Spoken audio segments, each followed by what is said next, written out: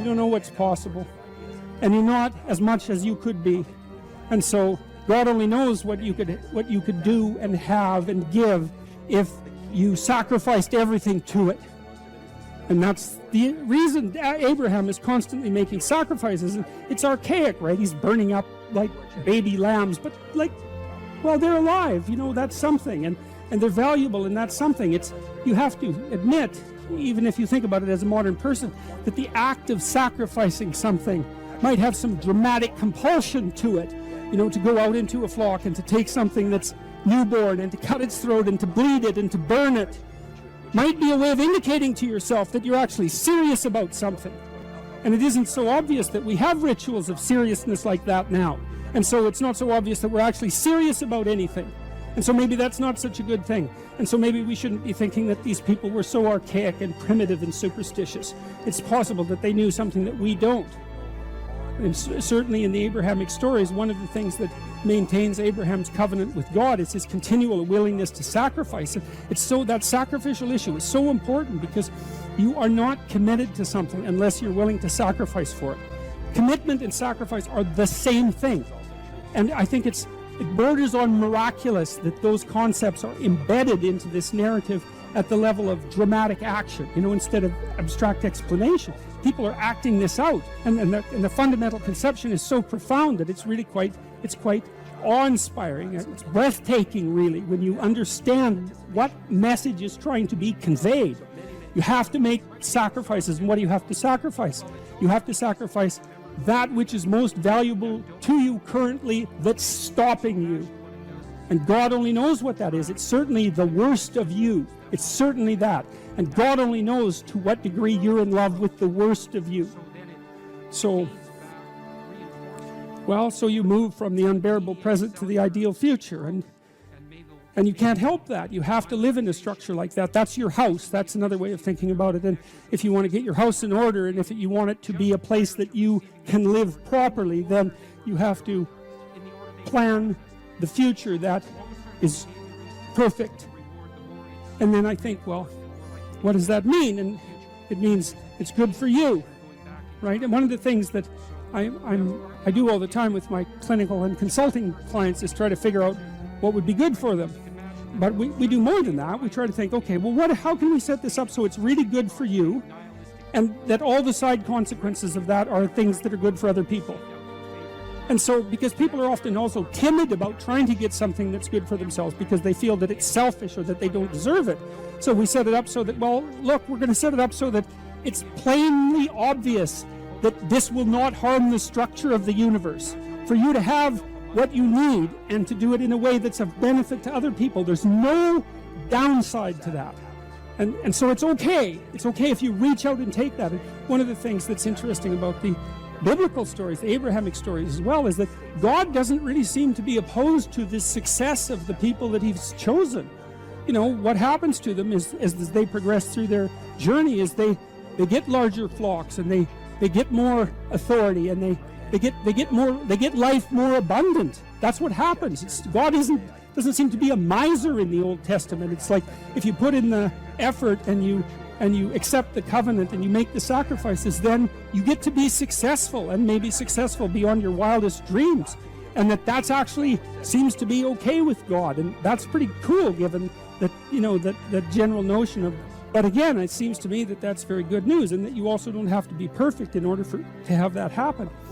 And then the other thing, this is the issue about going into the unknown. It's like, well, if you leave your country and your kin and your father's house, and you go out into a land that your intuition guides you to, you're going to undergo these radical transformations. This is a sacrificial transformation too, because you're moving forthrightly and voluntarily into chaos, right? And that's the same as the dragon fight. That's the hero's story. And what will happen there is that you will transform yourself. And so the call to an ideal is also the call to a sequence of deaths and rebirths that move you closer and closer to the ideal.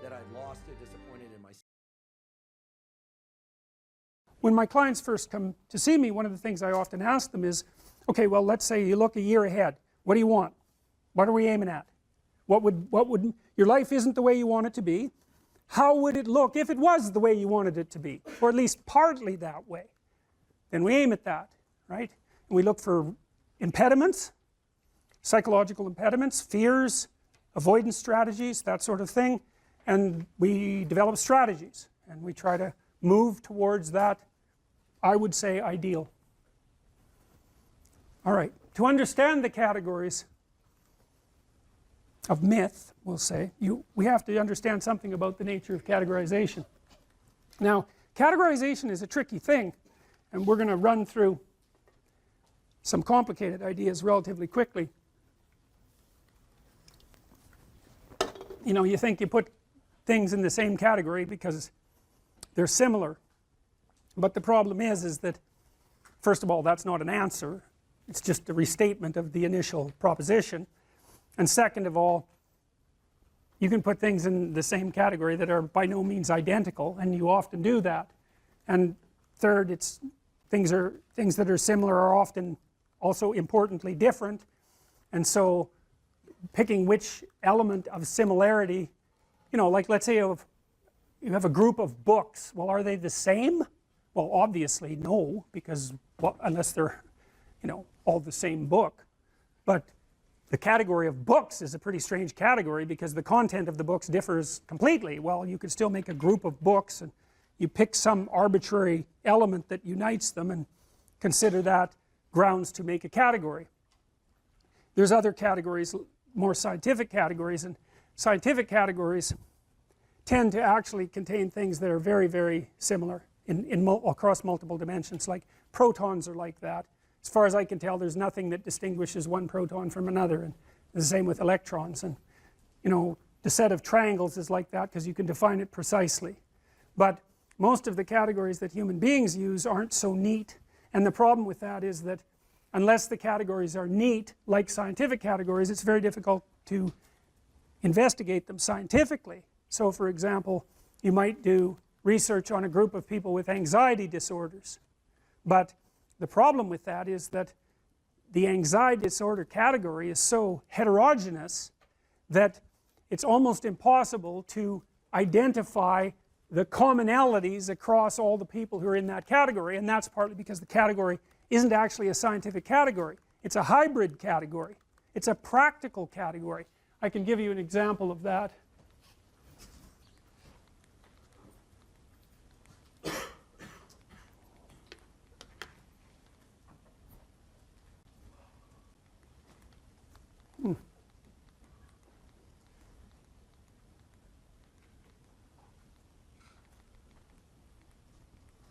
No, I can't because I must not have saved it. Anyways, many of the DSM categories, so these are categories for psychopathology, require, if you're part of that category, imagine there's 7 symptoms that you could have, or 8 symptoms that you could have that would put you in that category, like antisocial personality.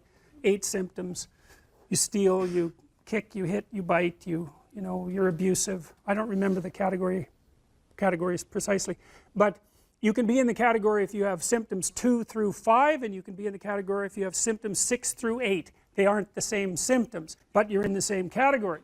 And you think, well, how the hell can that be? Well, that's a family resemblance category, roughly speaking, and lots of the things that we use are family resemblance categories. There's a prototype, and then if you have enough of the features of that prototype, imagine the prototype has 10 features, and if you have 6 of those features, you get to be in that category. But it means that the category is actually quite diverse, and that's one of the problems that plagues psychiatry as a science and clinical psychology as a science. It's a really big problem because if the categories aren't homogeneous, then it's very difficult to draw conclusions about the members of the category. And the psychologists and the psychiatrists claim that those are scientific categories, but they're not, and they can't be, partly because they're aimed at the classification of health or ideal versus non-health or non-ideal, and partly because they play multiple roles, eh? I mean, the category isn't there just to provide neat demarcations for scientific study. The category is there to give people a language to talk about certain sets of symptoms, to diagnose, because, you know, when you come in and you have a set of symptoms, you might want to know what they are so that you also know what they aren't. It's really a relief often to find a diagnosis. And then of course the diagnosis has certain implications for treatment. and for billing and for all of that, so the category has to play all of those roles. So there's multiple types of category, and the categories that we're talking about in relationship to mythology aren't scientific categories. They're categories about the world construed as a place to act. So here's a way to think about it. You're always looking at the world through a framework of reference, and you have to do that because there isn't very much of you. You can't see the whole world at once, and in fact the amount of the world you actually see is so small you can't believe it. The central part of your vision is zipping around producing a pretty high resolution representation of exactly what you're looking at, but outside of that center, like if I look at you, I can't see her eyes. I can see her glasses, but barely. I can't even tell whether you're male or female. The person past that, I can't see at all. Now you don't notice that, you don't notice that you're that blind because your central vision is always popping around illuminating that tiny space, but you're so damn blind it's just mind-boggling. And I'm sure some of you have seen the invisible gorilla video, where a gorilla comes into the video and you don't notice, which is somewhat shocking because you would think that you would notice a gorilla, but what happens is that you actually don't notice something unless it interferes with what you're doing. And because what are you going to do? Notice everything? You can't do that. You can hardly notice anything. So what you do is you pick something to focus on. It's usually something that you value, because why else would you focus on it? So that means that your value system determines the direction of your perception. Bloody well think about that for a minute. That's a Buddhist idea, right? People live in a kind of illusion, and sometimes that illusion causes suffering, and they can transform the way they look at the world, and that can release them from their suffering. But the idea that you do live in an illusion, well, I don't know if it's exactly an illusion, but you certainly do live within a framework of perception that's determined by your values. Now that is so weird, because we never think of the world as something that reveals itself through our values, but of course it does, because you look at what you want, you aim at what you want, and once you've aimed, the world lays itself out for you, and that's exactly how perception works. That's why I represented it this way. You're always somewhere, that's point A, and that's somewhere in some place in some time, and you always have some notion about what you want to have happen next. You're going to go to the next class, maybe you've got a plan after this. In this class you have a plan, you're hoping to learn something, I presume, and maybe you have a goal with regards to a grade, and that's nested inside your desire to get a degree, and that's nested inside your desire to be educated and to have a career and have a successful life. So attending to me at the moment, the reason you're doing that is because all of those values exist within you simultaneously, focusing your attention. And so you're attending to me and not to something else, assuming that all of you with your computers open aren't surfing the web, which you might be, but assuming that you're focusing, whatever you're focusing on is directed by what you value. And some of that can be unconscious. In fact, a lot of it is unconscious, because it's very difficult for you to get control of what you pay attention to. You know what that's like. You're trying to study, it's kind of a boring paper. Christ, your attention is just like everywhere, Maybe you'll vacuum under the bed instead of doing reading the paper, You can't get a grip on that thing, so your attention has an autonomy. And that's another psychoanalytic idea, because you kind of think, well, you're in control. It's like, really? You ever try telling yourself what to do? How does that work for you? I'm going to go to the gym 3 times a week. Right, sure you are. Yeah, I'm going to quit eating sugar for a month. It's like, how long does that last? It's like 15 minutes, and you're eating like 3 chocolate bars. Or how starting to clean up the room changed their life. That's quite fun, because it's something I always tell people to do instead of going out and protesting. Jesus, I just can't stand that. Cleaning up the room? Yeah. Meaning? Well, my sense is that if you want to change the world, you start from yourself and work outward, because you build your competence that way. It's like, I don't know how you can go out and protest the structure of the entire economic system if you can't keep your room organized. Well, I made a video which was called Message to Millennials, where it was called how to change the world properly.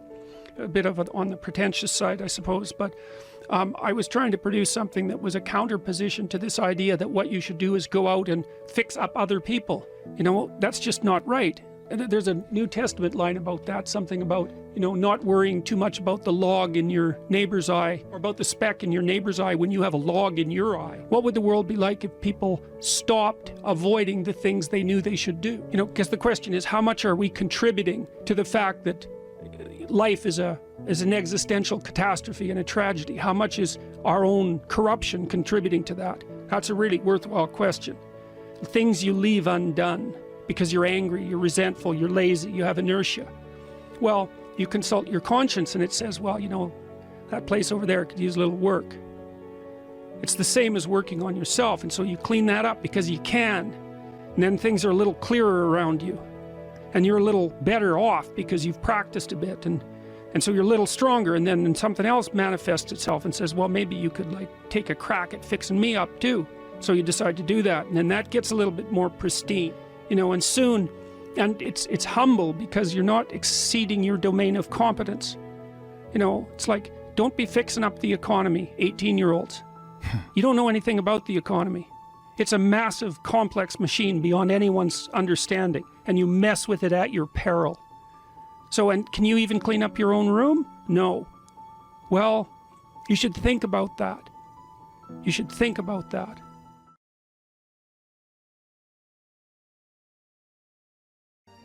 If you're resentful about something, well, first of all, you should notice, I'm resentful. And that's kind of humiliating because no one's proud of being resentful. It's a shameful emotion.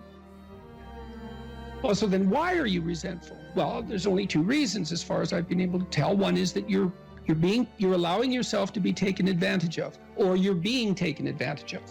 Sometimes you're not allowing yourself. Sometimes you're a child being abused by their uncle. You're not allowing yourself. You can't do anything about it. You're resentful because you're being taken advantage of, or because you're immature. It's one of those two things. Figure out which it is, and then take the steps necessary to address it. Living a life without resentment is a great goal. People are often resentful if they see that responsibility has been abdicated. Why isn't that person doing their job? It's like, well, hey man, step in at your workplace, in your family.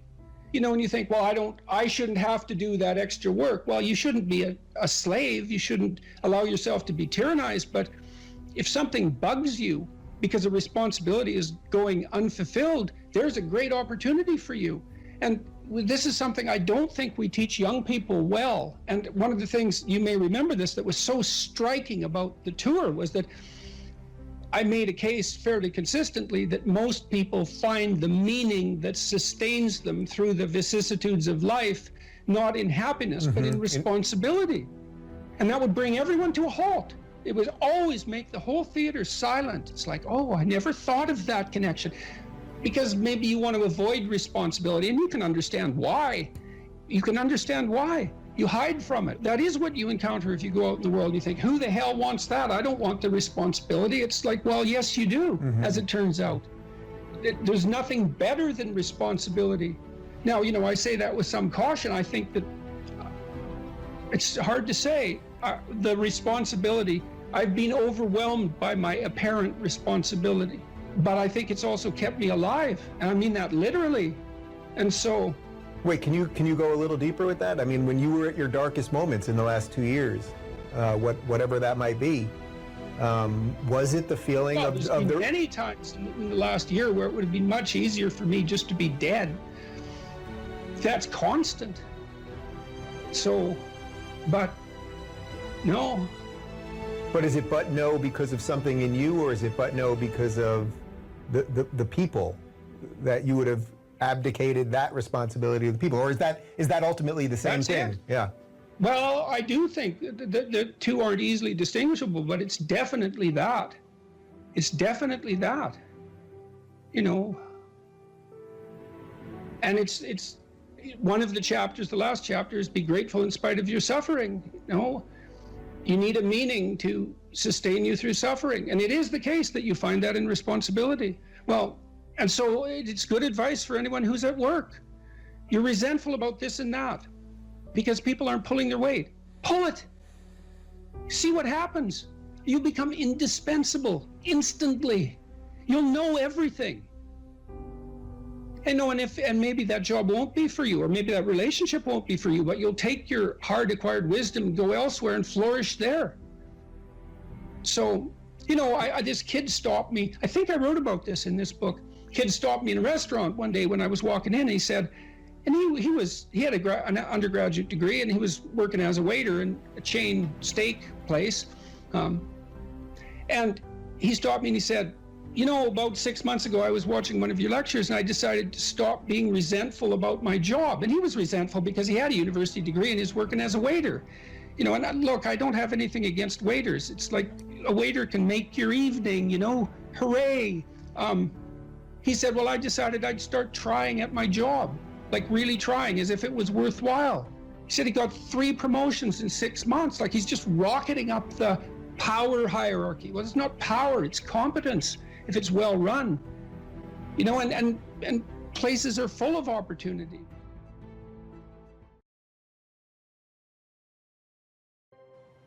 Imagine someone that you treat well, that you love.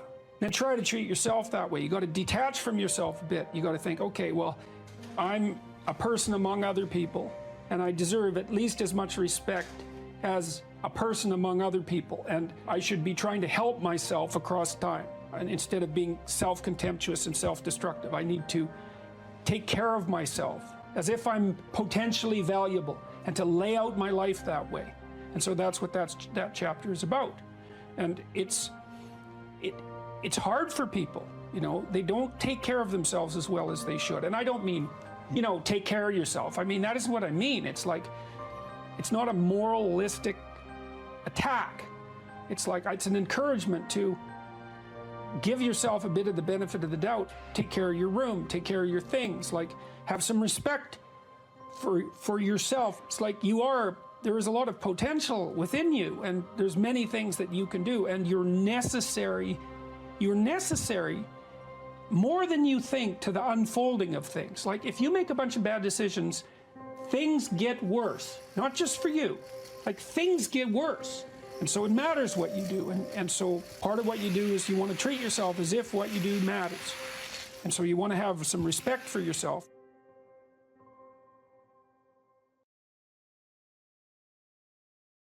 Now, this young man told me that his life lacked purpose and direction and meaning, and that he was nihilistic until he read Zen and the Art of Motorcycle Maintenance, which is a book I actually like quite a bit. I've read it 3 times at different decades of my life. And one of the things that's very interesting about that book is that it's an examination of the idea of quality, of the idea that there are qualitative distinctions between things, and that we have an instinct to make qualitative distinctions. And so a qualitative distinction is simply, this is better than that, which is a judgment. Okay, now what Ratzinger is hypothesizing is that the person in and of, how the modern idea is you're supposed to accept yourself. I think that's an insane idea, by the way. Really, I can't think of a more nihilistic idea than that you're already okay. It's like, no, you're not. And the reason you're not is because you could be way more than you are. And so what do you want to be? You want to be okay as you are? Or do you want to strive towards what's better? And this young man, this Australian, he said that the reason that Zen and the Art of Motorcycle Maintenance had such a impact on him was because he wasn't happy with his current mode of being, right? He didn't consider the manner in which he conducted himself sufficient. And the fact that the author of Zen, and it was Pirsig, laid out the notion that you could make qualitative distinctions, and there really was a difference between good things and bad things, or great things and evil things. It gives you direction. It gives you the possibility of moving upward. And Ratzinger is pointing out, at least to some degree, that human beings are insufficient in and of themselves and need the movement upward. And so they need to conceptualize something like the highest good, and then to strive for that. And the thing is that there isn't any difference between conceptualizing the good and being judged. Because if you're going to conceptualize the good and move towards it, what you have to do is separate from yourself all those things that aren't good and leave them behind. And that's why the Redeemer and the Judge are the same thing. And one of the things that's really appalling, I think, about our modern world is that we're rejecting the notion of qualitative distinctions. You say, well, we don't want to hurt anybody's feelings by saying that one thing is better than another. It's like, okay, fair enough. It's not fun to be cast off with the damned, that's for sure. But if people are in fact insufficient in their present condition, which seems to be the case, I mean, try finding someone who isn't, then if you deny the possibility of qualitative distinction because you want to promote a radical egalitarianism, then you remove the possibility of redemption because there's no movement towards the good. And it seems to me that it's a catastrophe to sacrifice the good for, well, it's a catastrophe to sacrifice the good for the equal. Because for us to be equal would mean, as far as I can tell, that we would all be equally unredeemed and miserable.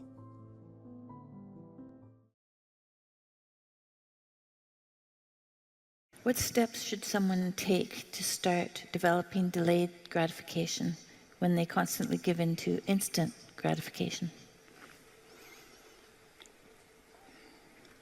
Well, okay, imagine, I know the answer to this to some real degree because I had graduate students in particular who I picked because they were very smart and often very creative, but sometimes they weren't very conscientious. So they had a hard time delaying gratification. And so, well, I would say, if you would like to discipline yourself, which is a very good idea, you need to pick a direction. Pick a direction you want to go first. Pick a goal you would like to attain. And a medium to long-term goal. You might imagine something you need and want, some attainment that would motivate, whose pursuit would motivate you. And you can ask yourself that. It's a good question to ask yourself in general, you know. This is a very good question to ask yourself is, if you could have what you needed and wanted, what would that be? And that's a meditative question. You don't want to force an answer out of yourself. You want to ask yourself that like you would ask someone else. If I could have what I wanted, what would that look like? And you can ask yourself that in a more differentiated way. If I could have the relationship that I needed and wanted, if I could have the friendships, if I could have the job or career, if I could have the educational pathway, if I could adopt civic responsibility in an optimized manner, if I could engage in some creative enterprise, if I took care of myself properly, if I regulated my susceptibility to temptations, what would that look like if it was optimized? And then that sets you up a goal that has some motivational force. This is worth doing. And then you might find, well, you don't do it anyways. And then I would say, well, that's because you're biting off more than you can chew. The next goal is to take your goal and to fragment it into micro goals until you find a micro goal that's small enough that it still presents some challenge that you will do. And so I've become, one of the things I'm known for, I suppose, is my advice to people to clean up their rooms. And the people who think I'm their enemy laugh about that rule because of its simplicity, let's say. But the only reason they think it's simple is because they've never tried it. It's actually extremely difficult. And it was very frequently the case that, well, it's very difficult to put your room, your office, your bedroom in order.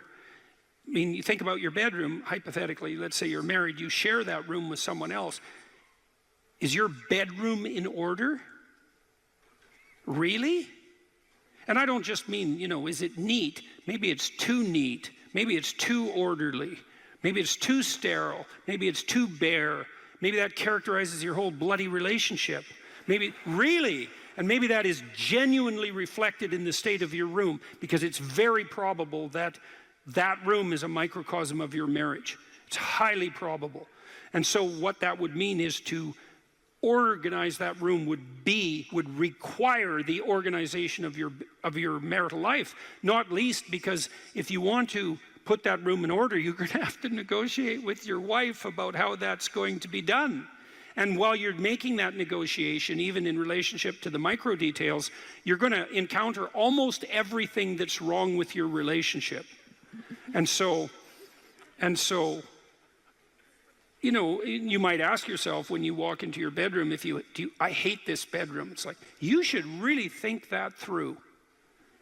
And then you need to think through what you would need to do so that you love that room, or even more complexly, so that you both loved it.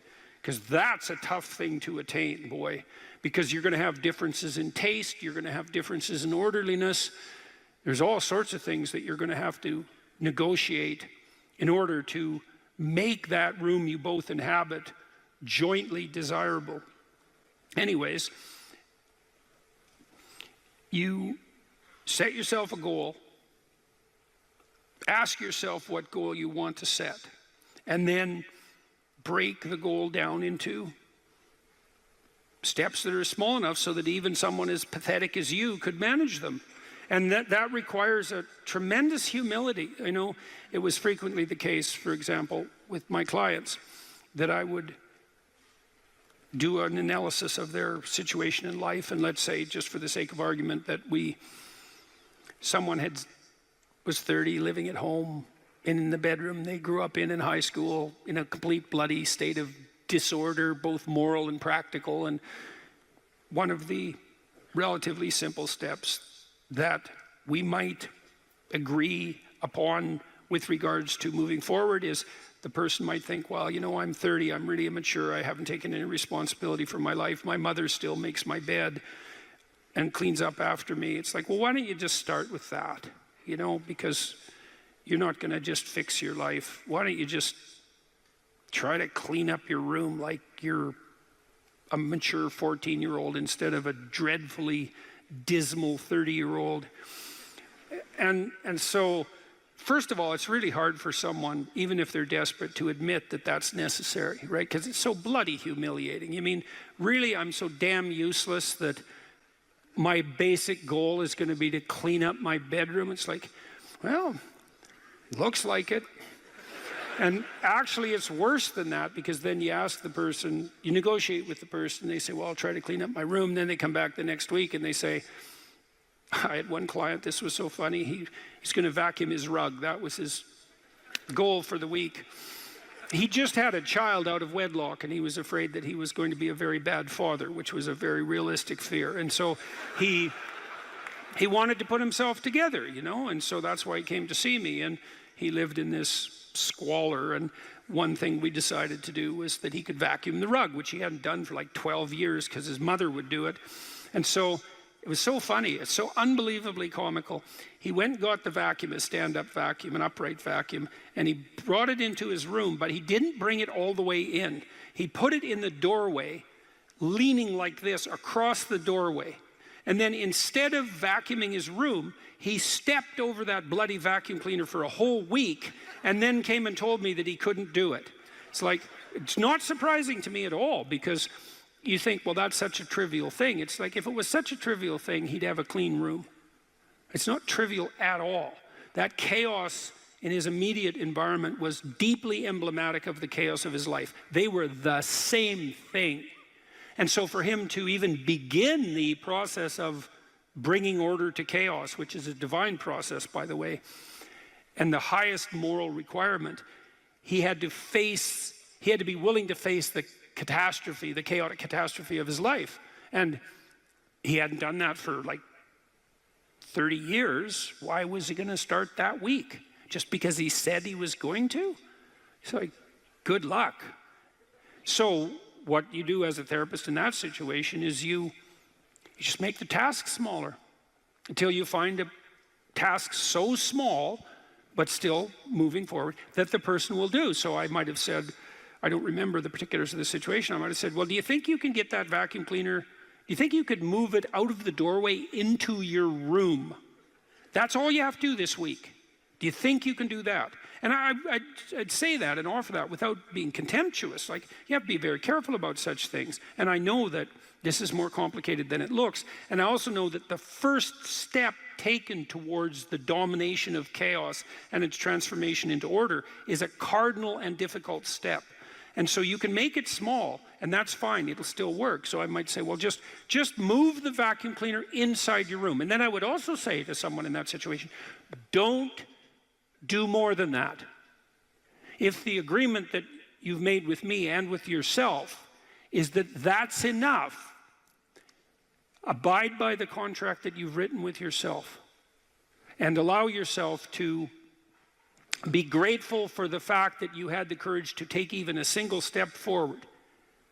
And don't push your bloody luck, because maybe you'll have a brief fit and vacuum the whole rug, and then you'll be so annoyed at how you've destabilized your entire life that you'll redouble your attempts to make a mess, and the place will be more like hell than ever for 2 months. It's very probable that that sort of thing will occur if you break the contract you've set with yourself. The upside of this is, because you think, oh my God, that's so dismal, I have to start that low. It's like, yeah, probably, especially if it's a real difficult thing you're trying to sort out. You have to start as low as you are useless, and that's low.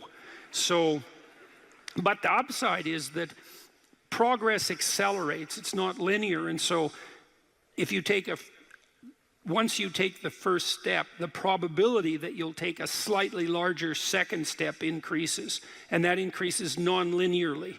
And so once you get the ball rolling, so to speak, once you start pushing the rock uphill, you can do it faster and faster. And so even if you have to start in a very humiliating manner, that doesn't mean that's where you'll end. One of the things that Tammy and I learned to do, and this was a consequence of me being trained as a behavior therapist, is, you know, we'll just take an example that maybe I was trying to learn how to compliment her when she dressed nicely. And maybe the fact that I wasn't good at that was manifest in the fact that she'd put some effort into her dress, and then I wouldn't respond in the appropriate manner, and that would dishearten her. And I don't particularly remember that exactly happening, but it'll be a perfectly reasonable example. And so then she would be displeased. And then the question would be, well, is she displeased because I'm too stupid to offer a proper compliment? Or is she displeased because she's so needy and lacking confidence that she needs a compliment that would go beyond the ordinary? And the answer is, what the hell do we know? Could be one or the other or both. And so what's a possible solution to that? And one possible solution would be, okay, if you do put some effort into your appearance, or I do, we could reverse the situation, but if you put some effort into your appearance, and you would like to hear from me exactly the words that would give you, that would reward you for doing that and provide you with the confidence to attempt it again in the future, what would those words be? You look good without a beard, dear. Thank you. You're welcome. Yeah. Very funny. Very funny. And so, and then you can say, well, if you tell me those words, I will repeat them back to you. And then the person who needs the words might object, well, that's false, it's superficial, it's artificial, it's not spontaneous. And if you really loved me, I wouldn't have to tell you what to say. It's like, well, all of that's wrong. It's like, just because I love you doesn't mean I'm not stupid. And so, in fact, I love you might even be evidence that I am, in fact, stupid. So like, help me out here. I don't know what you want, and maybe you could just tell me, and then I'll tell you what you want, and I'll do it stupidly and badly. But I'll be slightly better at it the next time, and maybe if you let me practice 50 times stupidly and badly, I'll get reasonably good at it, and then that's something that we'll be both good at for the rest of our lives. And that's something worth knowing. You know, if you imagine you're upset with your partner because they haven't delivered something to you, whatever it is that you want, and then there's two questions that arises, right? Are you just like immature and greedy and self-centered, or are they useless and incapable of delivering? And neither of you know, and you have to sort that out. And then you also, as the injured party, let's say, might regard it as a moral necessity on your part to indicate to your partner exactly what you want, is to tell them. Like, it looks to me like if you did this or said this, then that would satisfy me. And then you might say, well, is that reasonable? Do you feel that it would be reasonable for you to offer that? Would you be willing to offer that? Am I pushing you too far? Those are all things that have to be sorted out. And then you can practice that, and you can practice that with the resolution of every dispute that emerges. If you're willing to take to yourself the responsibility of communicating to your partner your conditions for satisfaction, it means you have to admit them to yourself too, which is also very difficult. And then you can help your partner take stupid incremental steps forward, in the direction that you'd like to see expand, and then you can get better at that. And that's unbelievably useful. You can get better at how you have dinner together, or breakfast or lunch. Those things repeat every day, so they're very important. You can get better at how you greet each other when you come home. You can get better at the routine that you fall into, let's say when you go to bed at night or when you wake up in the morning. All these things that repeat, because that's your life, the things that repeat. You can conceptualize how you might like them to be ordered if they were undertaken in an optimal manner, and you can start incrementally moving forward to that. And you can do that by communicating what you need and want, and by carefully rewarding your partner for taking the appropriate incremental steps forward. And so if you're trying to discipline yourself, you make a goal, you break it down into micro goals, and you implement the micro goals and reward yourself for doing so. And if you do that reliably and you make that a practice, that you'll become more disciplined across time, and you'll move towards the fulfillment of your goals. And that's practically how that's the practical guide for success on that front. So now you're moving towards the promised land, let's say. So that's inspiring, and that produces positive emotion, because you experience positive emotion when you see yourself moving towards a valued goal. No valued goal, no positive emotion. That's how your systems are set up psychophysiologically. On the negative front, well, maybe anger and bitterness and fear stop you. Okay, so what do you do with them? Okay, now, take good stock of your sinful nature, let's say.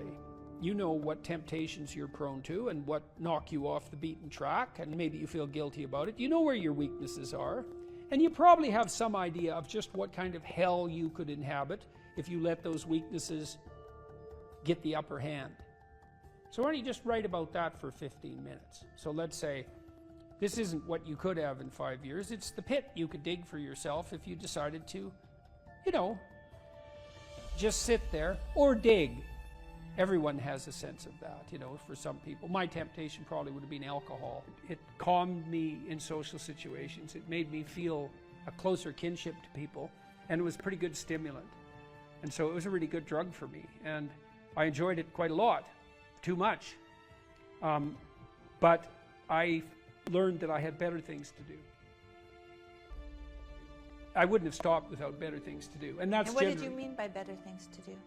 Well, I was writing my book, Maps of Meaning, when I was still carousing as a graduate student. I'd started to put my life together by that point quite a bit, but I was still a party animal and very social. And but I found that I couldn't think hungover.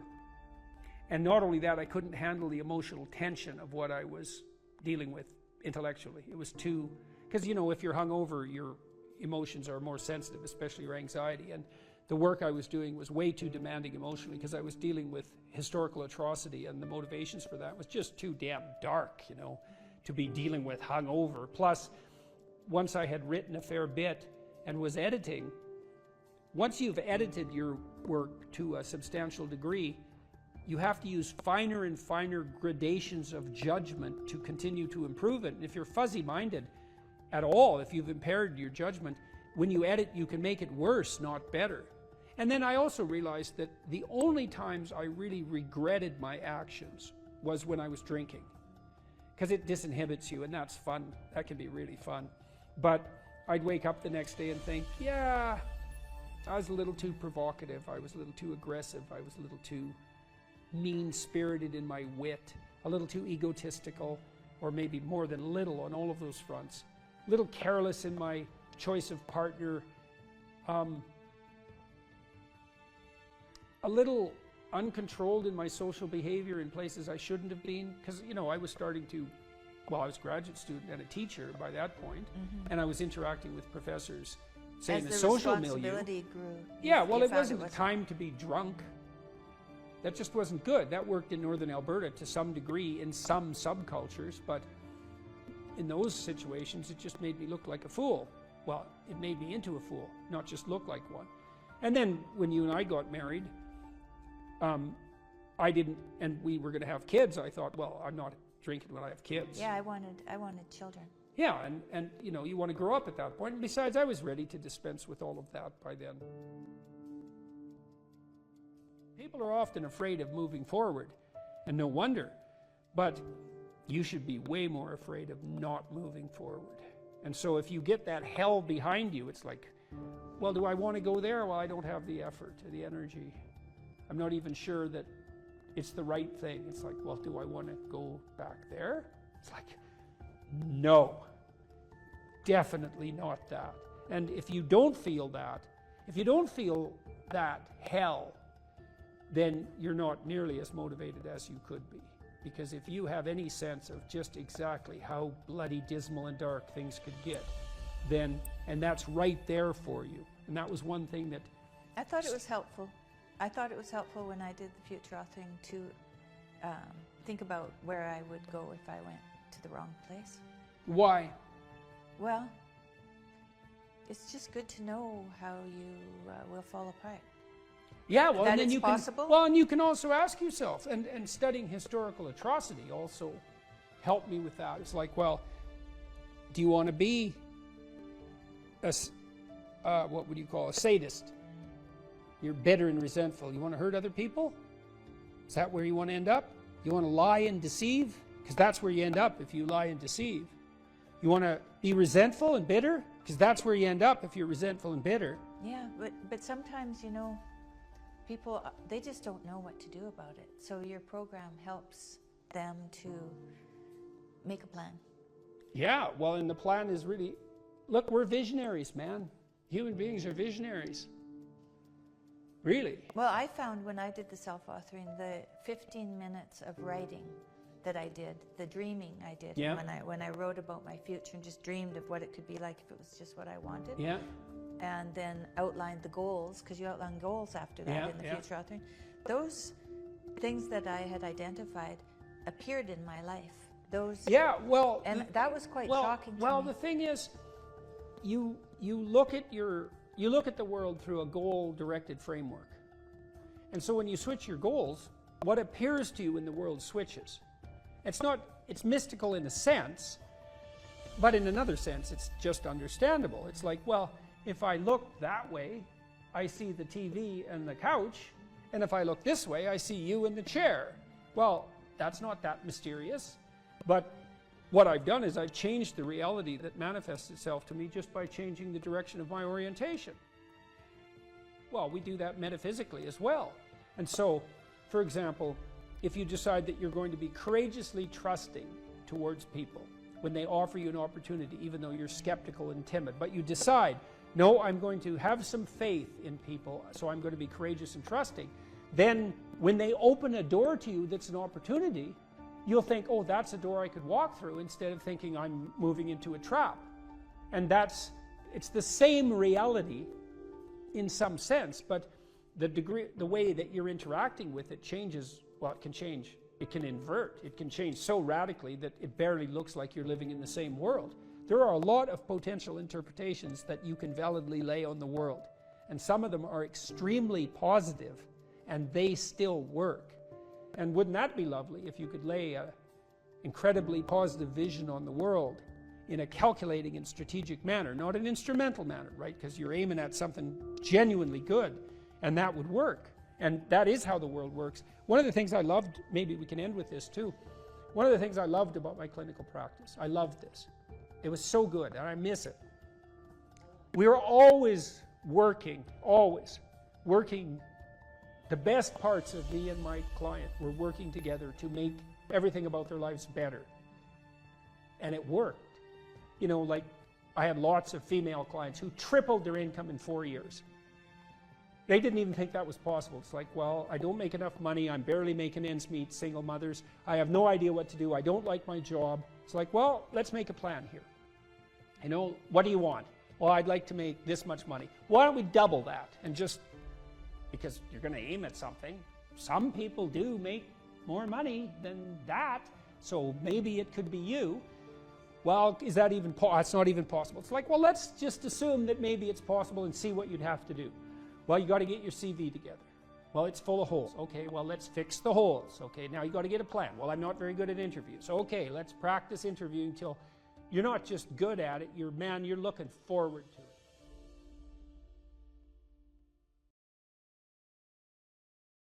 The internal problem is, how do you deal with tragedy and malevolence? And you can say, well, I'm not prepared. It's like, yeah, fair enough. Unsurprising, especially if you were overprotected as a child. It's not a good idea to overprotect your kids because the snakes are going to come into the garden no matter what you do. And so then you, instead of trying to keep the damn snakes away, what you do is you arm your child with something that can help them chop them into pieces and make the world out of them.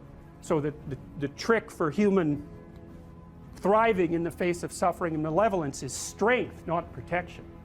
It's a completely different idea. We also know this clinically. We know, for example, that if you treat people with exposure therapy for agoraphobia, which is, roughly speaking, the fear of chaos, I would say, the fear of everything, you don't make them less afraid. You make them braver. It's not the same thing. Because with an agoraphobic, see, what happens to them is the fall. They never conceptualize death and suffering. They're naive, right? It never enters the theater of their imagination, and it's because they're protected from it. But then something happens. This often happens to women in their 40s because they're the people most likely to develop agoraphobia. Something happens. They've been protected from chaos by authority their entire life. So maybe they had an overprotective father, and then they went to an overprotective boyfriend, and then they went to an overprotective husband. And maybe they were willing to be subjugated to all three of those because of the protection, right? So that's the bargain. They stay weak and dependent, and maybe they have to because that's the only way they can appeal to the person who's hyperprotective. But the price they pay for that is that they're not sufficiently competent.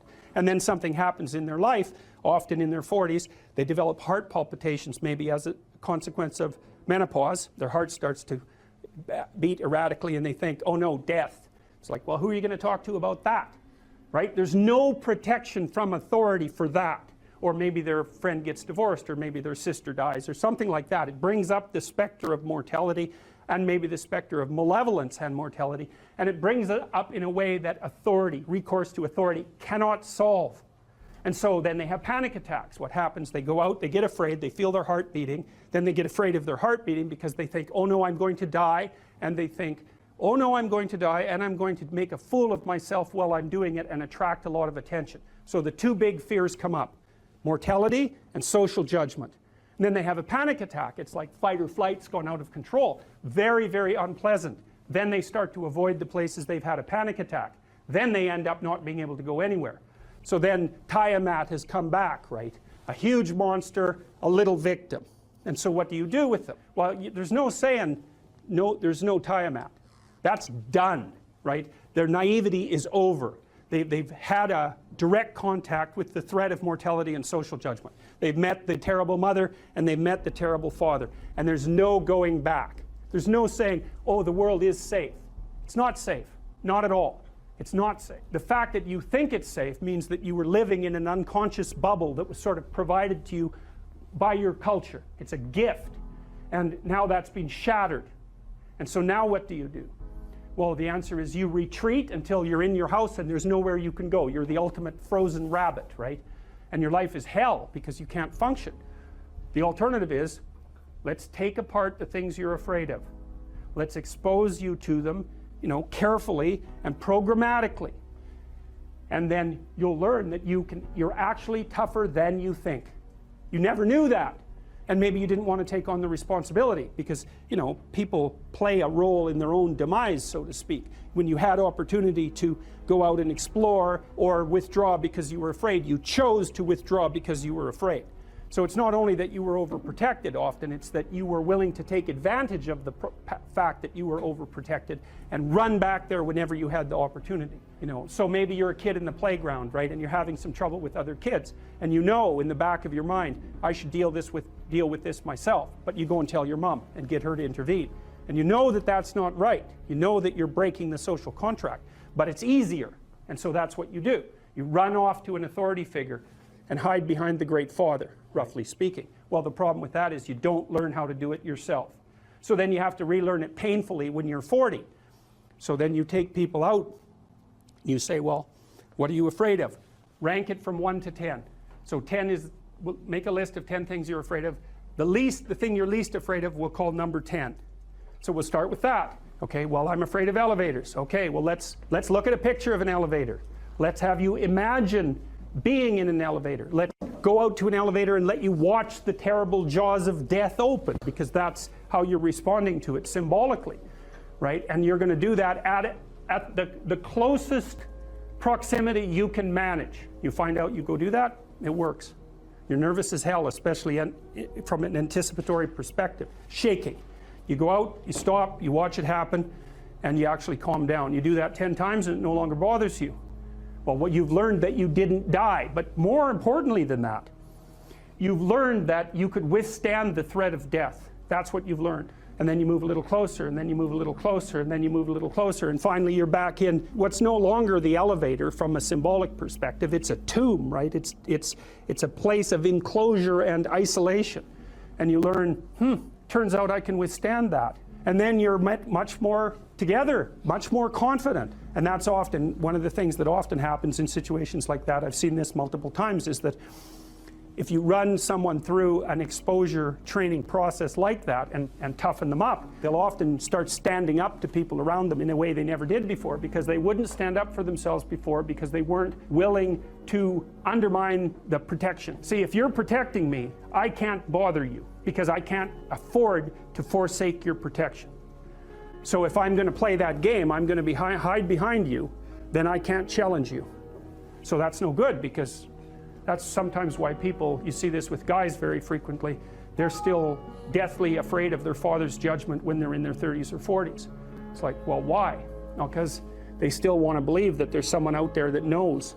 And so they're willing to accept the subjugation, because it doesn't force them to challenge the idea that there's someone out there that knows. Because that's the advantage of having your father as a judge, right? Because he knows.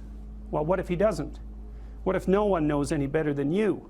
Well, that's a rough thing. You don't, until you realize that, you're not an adult, right? That's really technically the point of realization of adulthood, is that no one actually knows what you should do more than you do.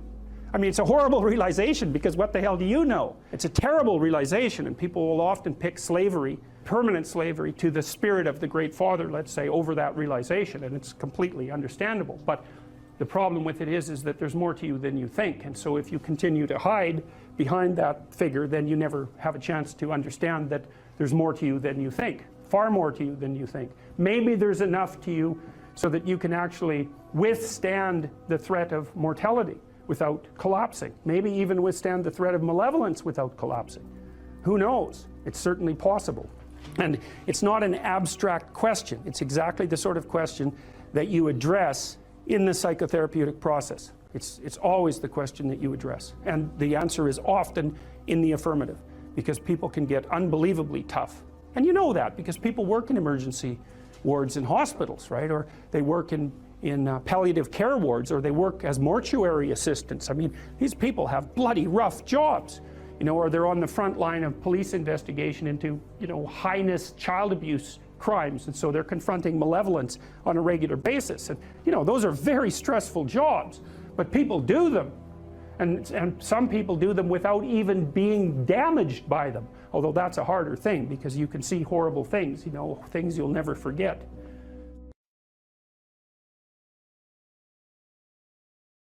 One of the things that you can, I think this heightens the meaning in your life, is to try to do difficult things, right? Aim high. Don't aim so damn high you can't manage it, and make sure you break down your aims into reasonably attainable sub-goals, but you want to aim high, and then you want to see how hyper efficient you can get. That's a great thing to do in your early 20s, is to see, okay, like, discipline yourself. You think, okay, how much work can I do if I load myself right to the maximum? How far can I work? How hard can I work until I exhaust myself? And then you back off, obviously, because the optimal amount of working, productive engagement, let's say, is that which is sustainable across decades. So you have to learn that, but you don't learn that without stretching yourself to your limits to begin with. And, you know, if your life isn't everything it could be, and if you're suffering from an excess of meaninglessness, Well, it means you're not oriented in the world of chaos and order properly. It's like you could learn to discipline yourself. Figure out what it is that you need to do and that you want to do, and then see how efficient you can get. Because one of the things that's quite fun is to figure out, if you have a task, I always tell my graduate students this if they're doing an experiment too. If you have a task that you have to do, it's really interesting to spend a few minutes, sometimes hours, depending on how long the task is, see if you can figure out how to do it from 5 to 10 times faster. It means you'll have to rearrange the way you think about it, but you can often do it. And that's how extremely productive people get so hyper efficient. What happens to you as you stroll merrily on your way through life? Well, what happens is that as you're moving from point A to point B, you encounter things. And people think that what they encounter are objects, but that's not the case. First of all, most of the things that you encounter, many of the things are actually other people, and they're not objects. They're too damn complex. And even apart from the social world, the things that you encounter aren't objects. They seem to be something more like tools or obstacles.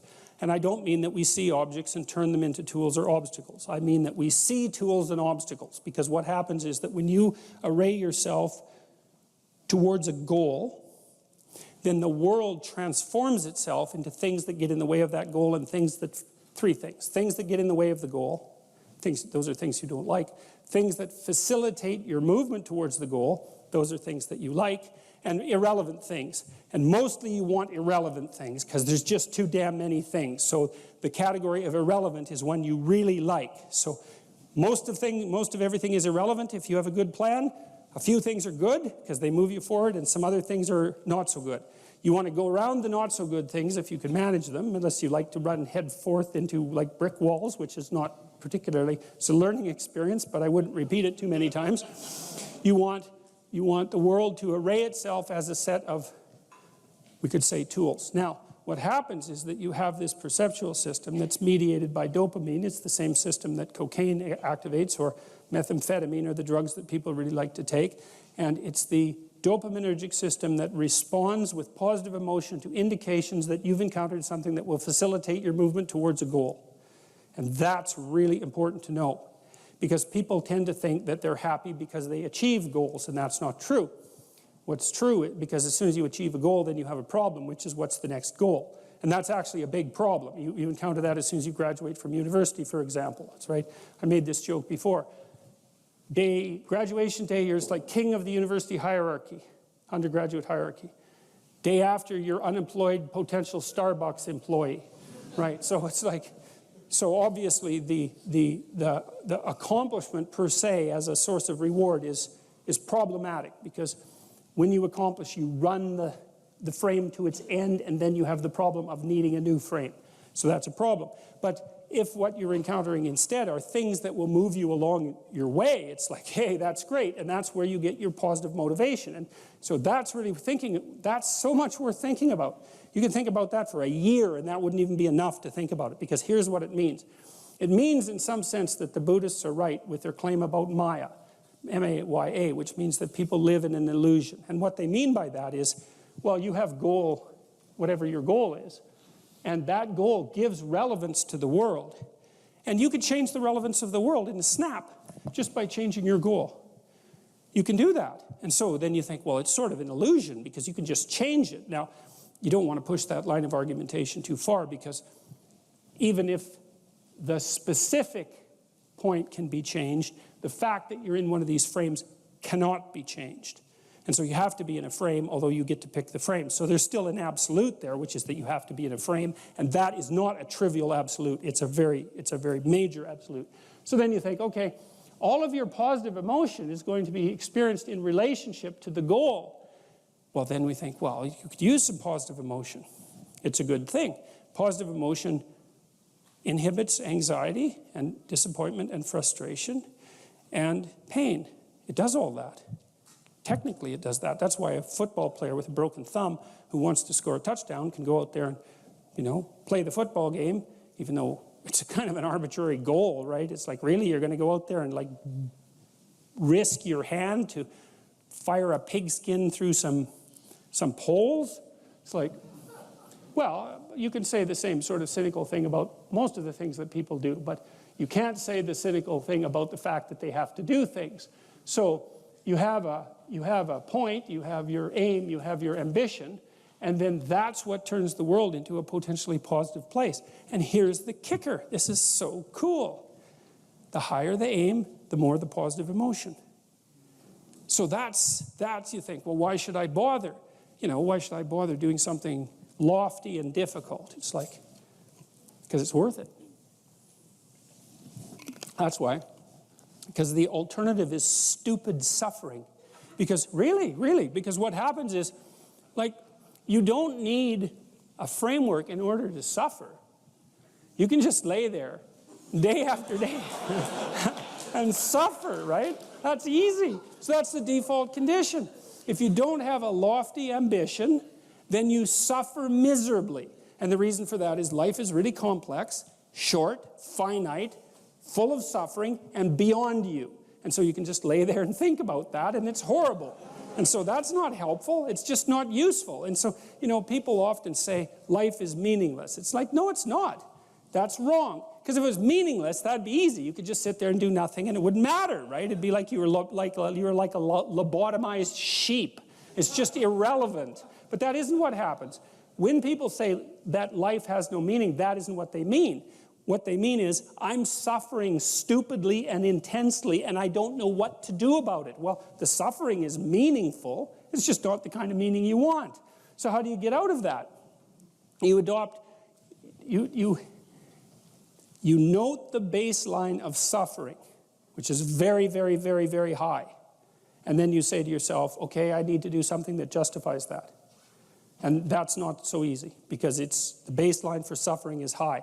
If you're going to make something of yourself, let's say, so that it's worthwhile to exist in the world, then you have to aim at something that's so well structured that you can say, yeah, earthquakes, cancer, death of my family, dissolution of my goals, ultimate futility of life, and the heat death of the universe. Hey, it doesn't matter, it's worth it. It's funny that philosopher Kierkegaard, you don't usually hear a joke that starts like that, by the way.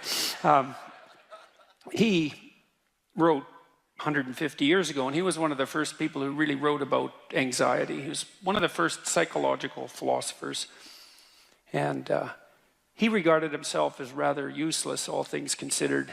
And he wrote a section in one of his books about all the industrialists that were operating in Europe at that time, trying in every possible way to make life easier and easier and more efficient and productive for everyone, which was definitely happening during the Victorian period, and Europe was rapidly transforming into an industrial powerhouse. And he said, someone as useless as him, with an orientation towards being a student who liked to sit and contemplate ideas and talk in cafes and smoke cigars and drink, could never do anything to make anything easier for anyone than everyone was already trying to make it. And so he thought that his task would be to make things more difficult for people, because there would come a time when what people wanted wasn't more ease, but more challenge and more difficulty. And that's really smart, you know, and it's witty and it's true. And one of the things that I've come to understand, I believe, is that, and Dostoevsky knew this too. He wrote about this in Notes from Underground. It's a great book, very short book, brilliant, absolutely brilliant, compelling, dark read. It's the confession of a miserable, resentful, like murderously genocidal bureaucrat who evaluates his own soul, I suppose, and confesses his sins. And it's also a critique of the idea of utopia oriented towards security. And Dostoevsky, who was dealing with the set of ideas that are really tearing us apart culturally right now, this idea of a eventual utopia based on something like security and safety. Dostoevsky really objected to that back in this, like 1860, a long time ago. He said, you know, the thing about people that you don't really understand is that, He said, fundamentally, we're ungrateful and we can curse. That's what distinguished us from the animals, which I thought was pretty damn comical. But he said something very interesting. You know, he said, if you set up a utopia so that all people had to do was eat cakes and busy themselves with the continuation of the species, that, yeah, right, Russian humor, you know, that after a surfeit of that, after enough of that, which would happen quite quickly, people would just go mad just to break things, just so something unexpected and remarkable could happen, and that we're not built for security and safety, but for something, well, let's call it adventure, something like adventure. That's a good thing to know, you know, because you don't want to suffer unduly. That seems reasonable. And you might think, because of that, that really what you want is happiness. But then Solzhenitsyn, for example, he wrote about what happened in the Gulag Archipelago under Stalin and said, you know, if your goal is happiness, what are you going to do when the jackboots hammer down your door at 2 in the morning and haul you off to the prison camp, because you're not going to be happy there. And so, you know, happiness is a boat that's easily capsized and the waves are always there. And so if your philosophy is one of, say, impulsive happiness, same sort of thing Dostoevsky was pointing at, and Kierkegaard, then you're not prepared when all hell breaks loose. And all hell, it will absolutely 100% break through at some point in your life. And you're lucky if it won't be decades, you know, it'll certainly be some of it, and it might be a lot of it. And for some of you, it's going to be damn near the whole thing.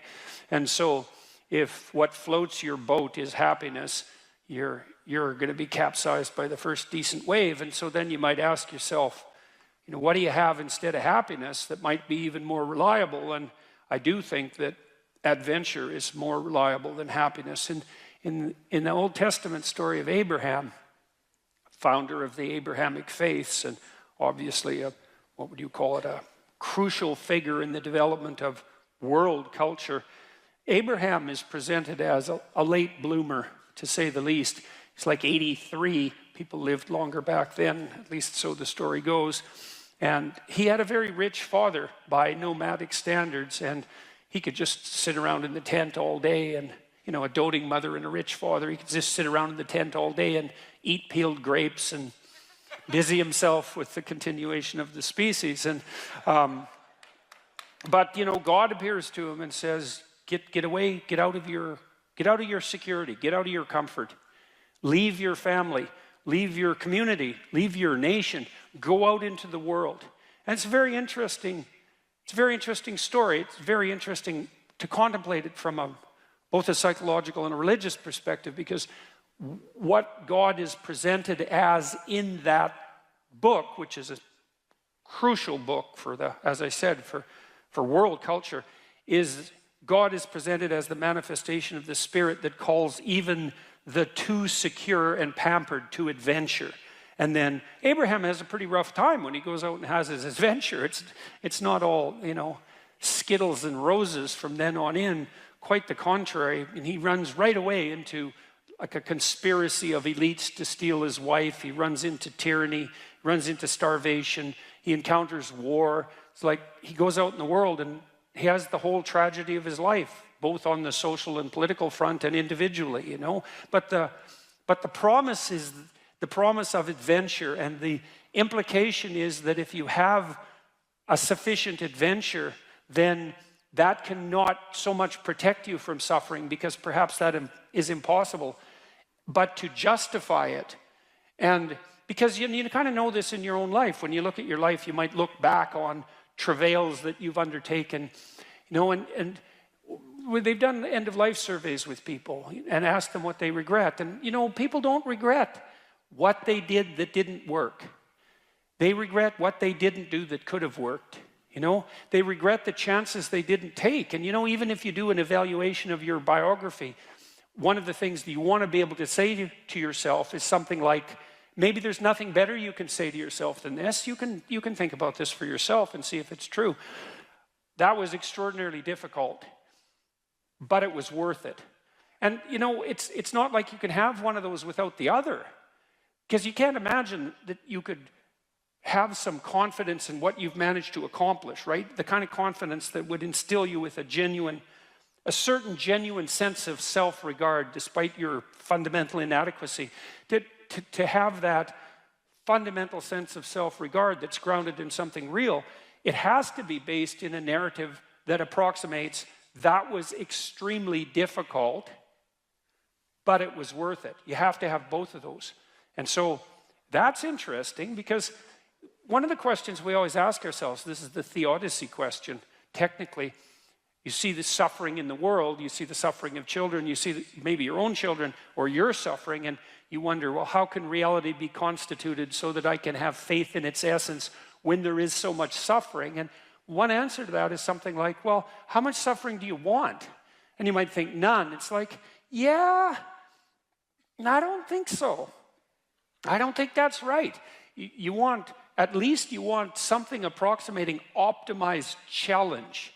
So you could say, at least you want to be pushed to your limit. And maybe you find the most exciting times in your life. In fact, you'll pay for this, you'll pay to have this experience, to be pushed to your limit. Like, not beyond it, or maybe even a bit beyond it, you know? And maybe not so far beyond it that you crumble and break and things fall apart, but, you know, could you be pushed to your limit optimally if there wasn't the possibility of falling apart and breaking? Like, that's an open question. How are you ever going to take something seriously if the consequences aren't actually serious? You know, and there's something delightful about dancing on the edge. That's why Hawaiians believed that surfing was sacred, you know, and it's because to surf you have to be on the edge, right? And the waves can come and take you out at any moment, but without the possibility of the waves rising to take you out, then you can't dance on the edge, and maybe that's exactly what you want to do, you know, and there's good evidence from the neuroscience literature that consciousness itself is something akin to dancing on the edge. So technically, when you're conscious, when you're awake, your brain is occupying a position between something. It's a position that's something like between chaos and order.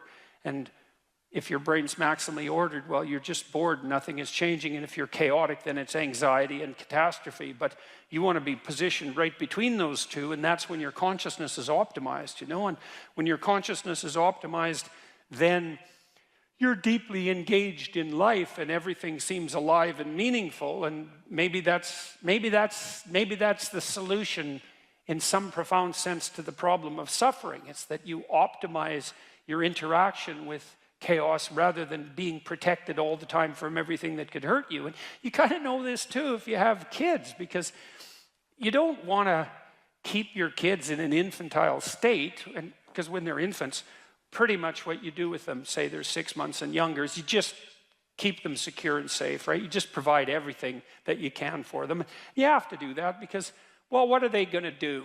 They just lay there fundamentally and squawk now and then. I mean, it's not like they're ambulatory. They can't go out and do things for themselves, and so it's up to you, and your goal is to keep them secure and safe. But once they start being able to move around, then increasingly it's sort of up to them. And if you have any sense as a parent, the psychoanalysts used to say, the good mother necessarily fails.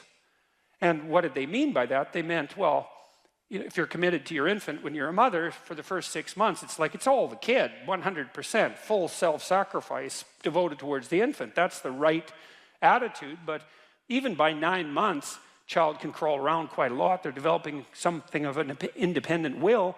You start handing them challenges. You start handing them responsibility, and you keep them on the edge. And some of your kids are going to be able to be pushed harder than others, and part of the reason you have to develop a relationship with your kids, and your husband for that matter, is so that, you know, you can keep them dancing on the edge, on the proper edge. And that's even better than the mere provision of security.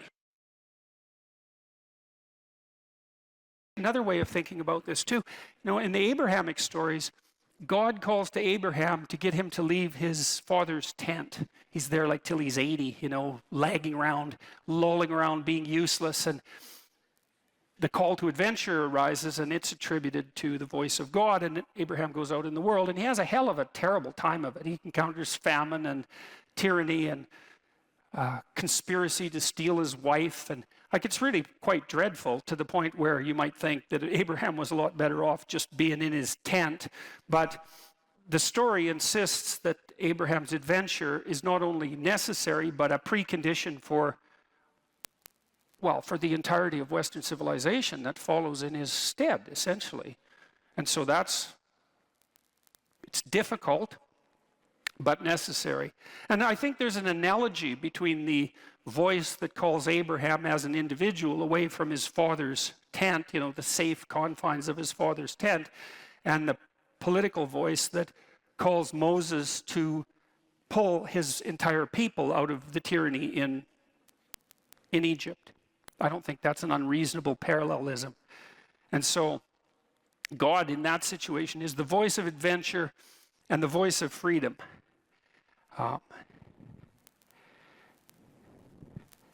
Okay, now, Moses heeds this call and convinces the Pharaoh, eventually, to let the Israelites go. And so they leave tyranny. And the story is very interesting to me because it's so sophisticated in structure, because you might think once you get out of the tyranny, problem solved, right? And you could even think about this in terms of the tyranny of your own preconceptions. You drop the constraints you've laid upon yourself, the arbitrary constraints you've laid upon yourself, or you stop imposing your will on other people, or you escape from political or social tyranny, and everything's immediately better. And that's not what happens in the story at all. What happens is that the Israelites go from the tyranny into the desert. And it's not obvious at all that the desert is an improvement over the tyranny. And it's also a very strange story, because if you think about the story geographically, the desert that the Israelites were hypothetically wandering through isn't that big. And they're there for like 45 years, and you think, well, that's kind of a failure of leadership. It'd take like 2 weeks to walk across the desert, yet they're out there for 45 years or 40 years. What can that possibly mean? And what it means, I think, it means a variety of things, but apart from the fact that it's out of the tyranny into the desert, which is really something to think about. Like, why won't you drop your stubborn preconceptions if they're just constraining you, you know? Or why would people subject themselves to totalitarian oppression if they could just let it go and then everything would be all right? And the answer is, everything wouldn't be all right. It might get worse initially. And that's sort of what seems to happen in the Exodus story. It's like in the desert. And how long? 40 years, 3 generations. So you might think, well, we were better off in the bloody tyranny. And lots of times, we've seen this in the modern world. There were no shortage of people in the Soviet Union once the Soviet Union collapsed, even after the terrible 1990s, who were, what would you call it, reminisced fondly about the good old Stalinist days. And you can kind of understand that, because maybe knowing exactly what you should be doing all the time is preferable to not knowing what the hell's going on ever. And maybe that's the distinction between the tyranny in the desert. You know, you drop the tyranny, but then what? Well, what happens in the desert? The Israelites are wandering around there for like decades, and they fight amongst themselves. And Moses has to act as a judge. I won't get into that too much, but he judges them for a very long period of time, for many, many hours every day, trying to help them regulate their behavior now that they don't have a central authority.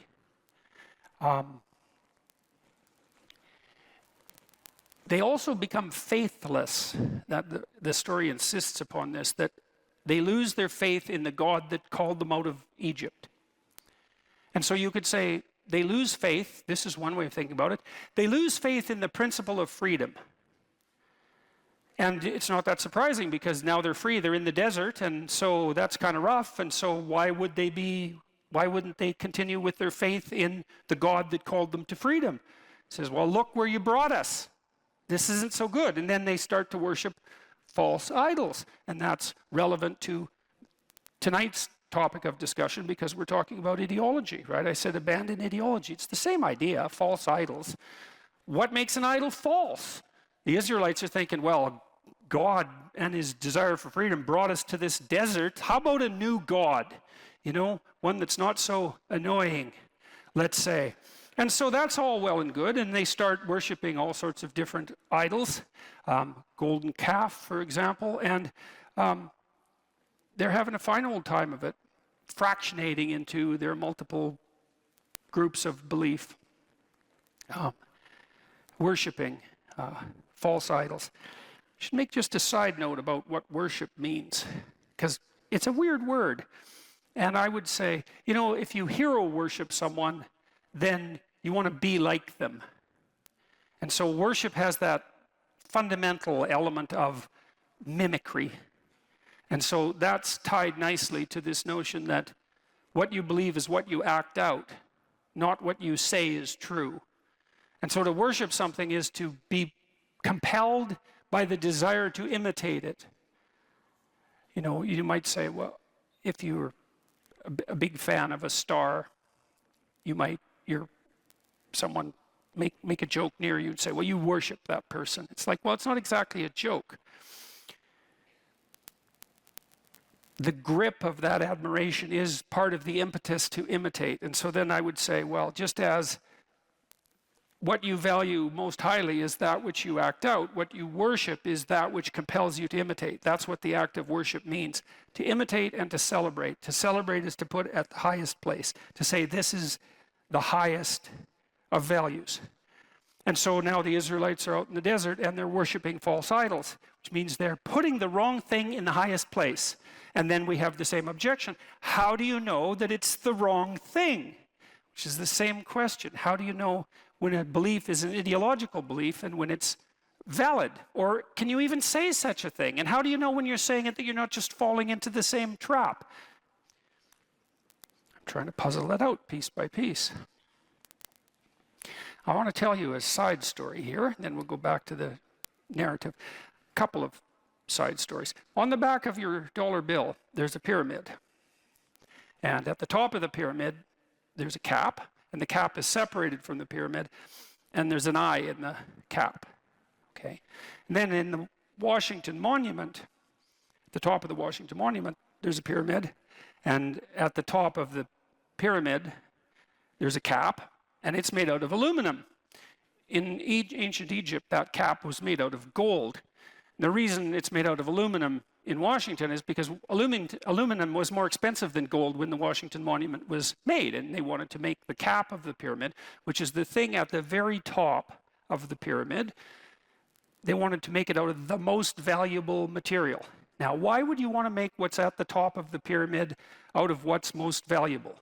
And the answer to that is something like, the thing that's at the top of the pyramid, since it's at the top, should be the thing that's most valuable. And what's most valuable? Well, gold's valuable. Why? Well, it's like the sun. It's incorruptible. It's a noble metal. It gleams like the sun. It's a symbol of value. And so the notion there is that the thing that's at the very pinnacle of the pyramid should be the thing that's most valuable. And then we're back to the question. How do you know that something is valuable compared to something else? Okay, so put that aside, back to the Exodus story. So the Israelites are worshiping all these false idols, and God's getting upset about this. And he sends a bunch of poisonous snakes in amongst the Israelites to bite them. And which seems kind of heavy-handed, you might say, because the poor Israelites, they're thinking, tyranny, desert, snakes, you know, enough. And fair enough, you know, I have all sorts of sympathy for their position, because out of the tyranny into the desert, that's no joke. And then to add snakes to that seems like too much. But doesn't matter, because you'll find yourself in your life at times when you've gone out of the tyranny into the desert and you're suffering plenty, and then the snakes come and you're suffering even more. And well, the Israelites get together and they go to Moses. They get together and they think, okay, enough snakes, will repent. They go to Moses and they say, look, we get it. Can you have a chat with God? Get him to call off the snakes. And so Moses says, I'll see what I can do. And he goes and has a chat with God. And he says, you know, you're stiff-necked people. It's a reference to the Pharaoh. Repent. Do you think you could do something about the snakes? And God has a perfect opportunity there to just get rid of the snakes since he brought them. But that isn't what happens. And that's extremely strange, at least. Now, I'm not going to claim that what I am going to tell you that I think it means is what it means, because who knows these things. But I think we could all agree that at the very least, that's very strange. The whole story is strange, but that's strange. Moses goes to God. He says, you could call off the snakes, and God doesn't. He says something almost incomprehensible. Instead, he says, you should take Moses already has a staff. It's the staff of Moses, and he's done all sorts of magic tricks with it before, like turning it into a snake and having it turn back into a staff. And I won't get into that. That's a very interesting idea in and of itself. But God tells Moses' staff is also the staff of God. It's the thing that Moses relies on. It's, in some sense, it's the thing he can lean on. And so the staff is something you can lean on. And when you're walking, of course, the staff helps you stand and walk. And so it's a support. It's something reliable.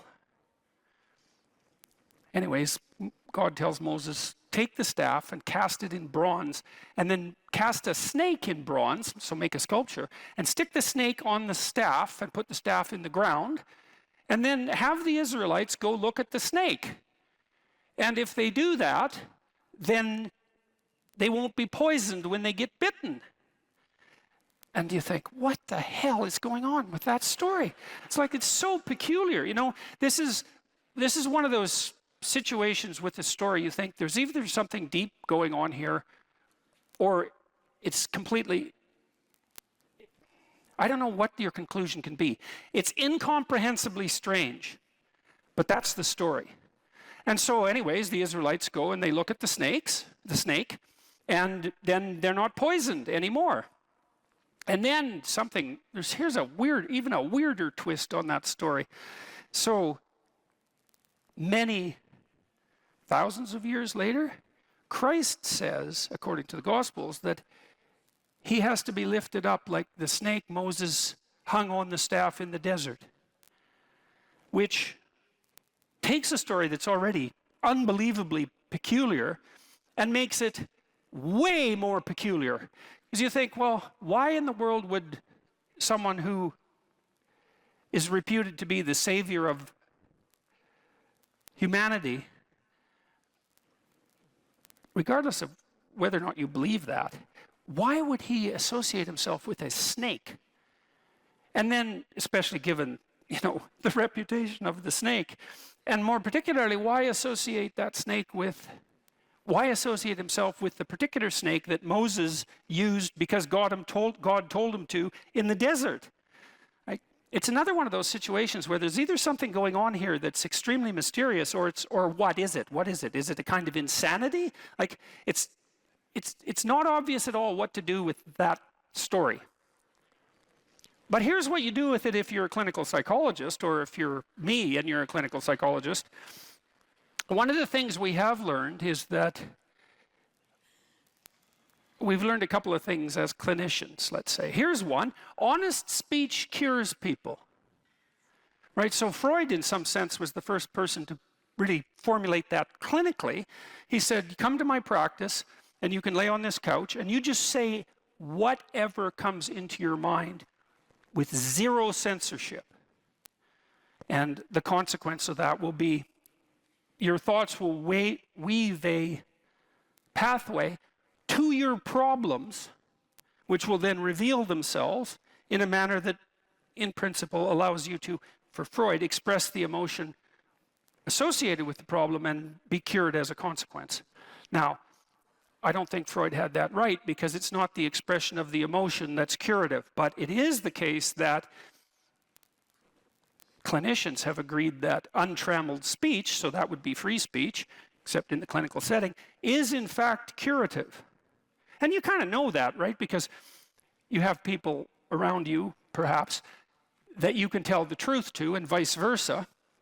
And there are times when, well, all the time, that might be painful because they tell the truth, and so do you, but it's really helpful, and sometimes it's absolutely bloody necessary, right? Especially if you're in trouble, because you want someone that you can tell the truth to who will return the favor. And so, and because thought is associated with adaptation, then true thought is going to be associated with redemption. So the truth sets you free in that regard. And so that's one thing that clinicians have all converged on, regardless of their school of clinical endeavor. And here's another. If you voluntarily confront what you're afraid of, you get braver. And so the behavior therapists, the Freudians figured this out a bit, because they would have you revisit trauma that occurred earlier in your life. And that's a pretty common therapeutic technique. We should talk about those things that still plague you emotionally. I don't think we should talk about them so that you get to express the associated emotion. I think we should talk about them so you figure out how it was that you were vulnerable enough so that you got hurt, and then figure out how to not have that happen anymore. I think that's really the conclusion of a century's worth of clinical practice. But the other conclusion is, you face what you're afraid of voluntarily, you get better. So if people have a phobia of elevators, they're agoraphobic, you can teach them slowly to approach an elevator and to open it and to go inside it, and their fear of the elevator will radically decrease. And their fear of many other things will decrease simultaneously, because it turns out that when you face the things you're afraid of voluntarily, you don't get less afraid. You get braver. And that's better than less afraid, because imagine if it's just less afraid, you'd have to expose yourself to every single thing you were ever afraid of, in order to become less afraid. But if you got braver, you just expose yourself to some of the things that, that intimidate you, and there'd be a growth of personality as a consequence of that, and then you'd be better off in facing all of the things you're afraid of. Well, that's what happens in the desert. So there's this weird idea, and I don't know what to make of it exactly, but you can see what you can make of it. God could have just called off the snakes, but he seems to have made a decision that no, the snakes are there and there's nothing that can be done about them, but you can make people a hell of a lot better than they are. And one of the ways you do that is by encouraging them to voluntarily confront the things they're afraid of. If you were properly oriented in life, if your spirit was in order, you'd aim at the highest thing that you could possibly imagine, and that would point you in the proper direction, and then you would attempt to treat everyone as if they had, including yourself, as if they had a value that was equivalent and related to that high order goal. And that's right. Why would you aim at anything other than the highest good you could imagine? It's like, why bother? Almost by definition. If you're going to aim, you might as well aim at what's good. If you're going to aim at what's good, you might as well aim at what's best. And maybe if you aimed at what was best and you managed to progress towards that, it would even be better if you could take everybody along for the ride. And even if you're too cynical and bitter and faithless and nihilistic to think that's a good idea, you can at least see the logic in it and the utility in it, the beauty in it. I'll give you another example. In the story of Exodus, there's a scene before Moses is called on by God to act as a leader of his people. And it's very interesting, because the story lays out how you become a leader, like an actual leader, not a tyrant, Not someone who's manipulating, not someone who's out for himself, but an actual leader. And that's a very difficult thing to get right. So in this scene, Moses is out walking along a path and minding his own business, and something sort of glimmers and gleams and glistens in the periphery of his vision, and he takes the time to deviate from his path and to investigate it. Now that's worth thinking about, because it means something like this. You're going about your business, and something captures your attention, something captures your interest. And that's an interesting way of thinking about it too. Something captures your interest. And that's sort of how what's interesting makes itself manifest. You can't exactly choose what you're interested in. It sort of chooses you. And then you can decide whether or not you're going to pursue it or not, or ignore it, and you can decide how seriously you're going to pursue it. But you know perfectly well, you know this from being in school, even if you know you should study for a test, if you're not interested in the subject, it's virtually impossible. You can beat yourself with a stick and you can force yourself to do it, but you're going to fight yourself, and you're probably not going to do that great a job. Depends to some degree on your discipline. Whereas if you're interested in it, it captures your attention, and then you pursue it, it's no problem. You enjoy it, like it engrosses you, and it's much easier to learn and to remember.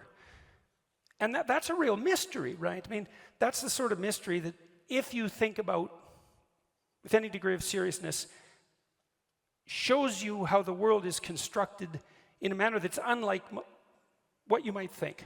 That things call to you.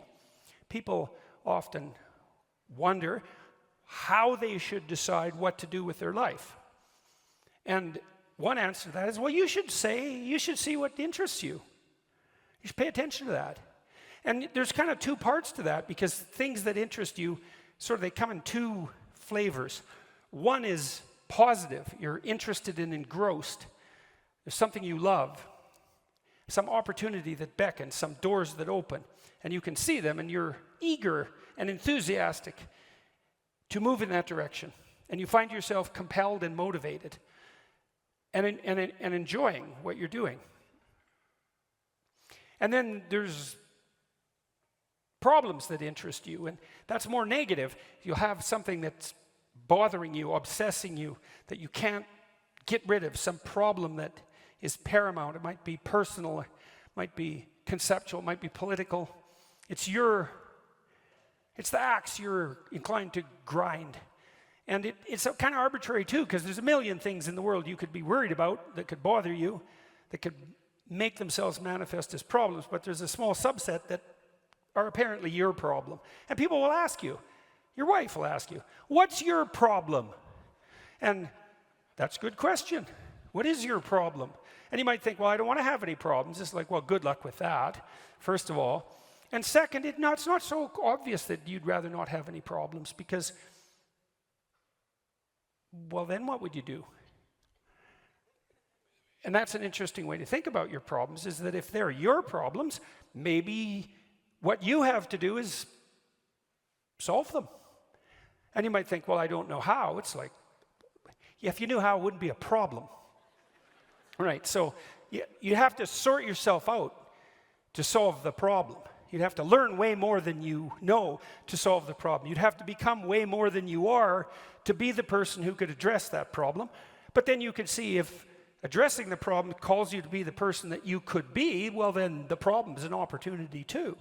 And so then you might think, well, destiny calls to you in the form of opportunities that beckon and problems that compel. And you could take those problems on as your obligation and responsibility, and you could pursue your interests with some degree of seriousness, and who the hell knows where you'd end up. Well, the Exodus story tells you. Moses goes off the path to pay attention to this phenomenon that captures his interest. Phenomenon, the word is from a Greek word, phanesthai, which means to shine forth. And things do that in the world all the time. They capture your attention. That's what happens when you fall in love. Something shines forth. You don't choose that. It happens to you, weirdly enough. What happens to you? Well, who knows? And who knows what's behind it? It's not random. That doesn't mean it's comprehensible. So Moses goes and checks out this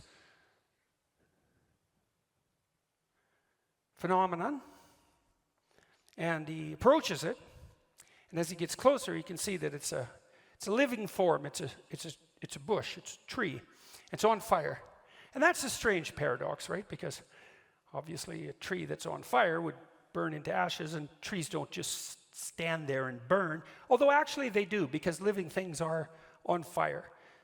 They oxidize and they transform, and everything living is like that. So everything living is a combination of being and becoming, and that's particularly obvious in the case of living things, but it's true for everything, because nothing is static in its form. It is what it is, and it is what it's going to be at the same time. And the burning bush is being and transformation at the same time. And fire is something that's intrinsically attractive to human beings. Like, we're definitely the descendants of the first ape who couldn't keep his bloody hands off fire and then mastered it. And you know, you can sit around a campfire and look at it forever. It's one of those things that grips your interest intrinsically. You never get bored by it. It's just endlessly fascinating. It's partly because it transforms constantly, like music, you know. Music and fire share that in common, and not accidentally. And so a burning bush, it's a compelling, it's paradoxical too. It's static, because it still has this tree-like form, and that tree-like form is sort of emblematic of life, and it's burning. And so Moses is very focused on this, and he approaches it more and more closely, and a voice appears, speaks out of the bush and says, "Stop, you're beginning to tread on holy ground." Well, when Tammy talked, she said, well, in essence, she said, what would happen if you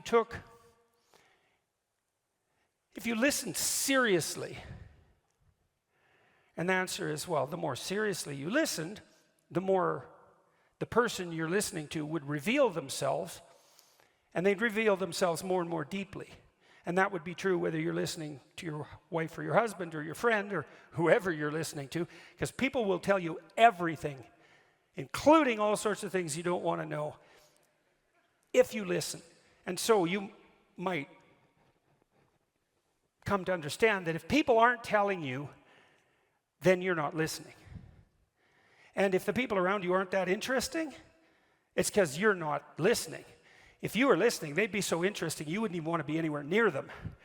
The people are no shortage of interesting, because people are crazy and strange and demented and peculiar, and they're full of twists and tangles and snakes. And if they tell you what they're really up to, man, it's interesting. You could think, even as an exercise, you could think, well, what qualities of a human being do I find admirable? You have to ask yourself that, in a sense. You can't really think about it. There is a difference between asking yourself a question and thinking about it. You know, because it's more like when you're asking yourself a question, it's contemplative. It's like, well, what do I find admirable? It's a question. You don't know. And if you're fortunate, and this happens quite regularly, an answer will float up from wherever the hell answers float up, and you know, oh yeah, that's one, and you can write that down, and you get some idea of what your ideal is, you know, and you have one, likely, and what your counter ideal is. Star. Well, to wish upon a star is to raise your eyes above the horizon, and to focus on something transcendent that's beyond you. To focus on the absolute, we could say, to focus on the light that shines in the darkness. You know, a star is, people wear diamonds because they're like stars, or they're like the sun, and they're pure and perfect, and they glitter. And so there's something about the light too. There's something about a source of light. It's a source of illumination and enlightenment, and the light that shines in the darkness is a deep metaphor, right? It's what you want. You want a light to shine in the darkness. And so the star has all that, and so people wish upon a star because they have some intuition that aiming above the mundane has the potential to transform themselves. They make a wish. Well, if you're going to make a wish, you should aim at something high, and even just aiming at that is more likely to make the wish come true. And this is not metaphor. You know, I have this program which you guys are going to do called the Future Authoring Program. It's one of two assignments. One is that you write an autobiography, that's the past authoring. The other is that you write a plan for the future, that's the future authoring. I would recommend that you get started on those right now, like not right now, but like really soon, because they're harder than you think. And some of you are going to write like 15,000 words. You're going to get sucked right in, this happens all the time, you're going to get sucked right into it. And so you write an autobiography because you need to know where you are and who you are right now, because how the hell are you going to plot a pathway to the future unless you know where you are? And then you need to write about the future, because you aren't going to hit something unless you aim at it, that's for sure. And lots of times people won't aim at what they want because they're afraid. The reason they're afraid is because if you specify what you want, you've specified your conditions of failure. You know when you fail. And it's better just to keep it foggy. It's like, well, I don't know if I'm succeeding or failing, but you know, I can't really tell. Well, great, except you can't hit anything you don't aim at.